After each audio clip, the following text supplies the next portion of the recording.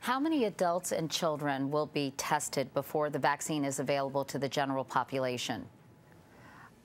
I don't know the exact numbers, but there will be testing on adults, testing on children, and testing on pregnant women to make sure that, again, we have a safe vaccine. Now, Katie, this is a vaccine that is going to be very similar to seasonal flu vaccine, and we know that millions of children, millions of adults, pregnant women take seasonal flu vaccine year in and year out.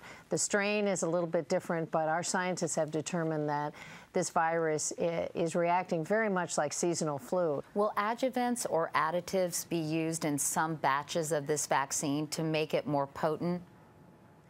At this point, that is not anticipated. Now, if things change, if we don't find the immunities boosted enough by the dosage, if we somehow have a mutation of the vaccine, it's possible that adjuvants will be used to both boost the reaction, the body's reaction to the vaccine, and also to stretch the vaccine further. But right now, it's not anticipated that we will be using adjuvant in this seasonal flu vaccine. Will you be recommending that Tamiflu be used prophylactically or preventatively to keep the flu from spreading?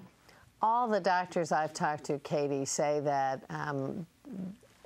that is not a wise use of these antivirals. The good news is the antivirals seem to be effective against this strain of H1N1 virus.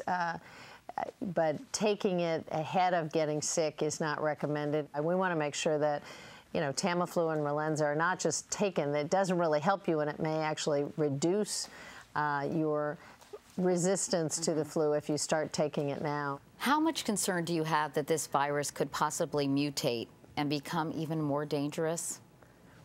Well, right now, as you know, Katie, in the Southern Hemisphere, they are in the middle of seasonal flu and H1N1 virus. So we have teams on the ground in South America and Central America, in Australia, watching very carefully. And so far, there is not a mutation of the virus. And if it changes, the whole protocol for what vaccine will be effective changes with it.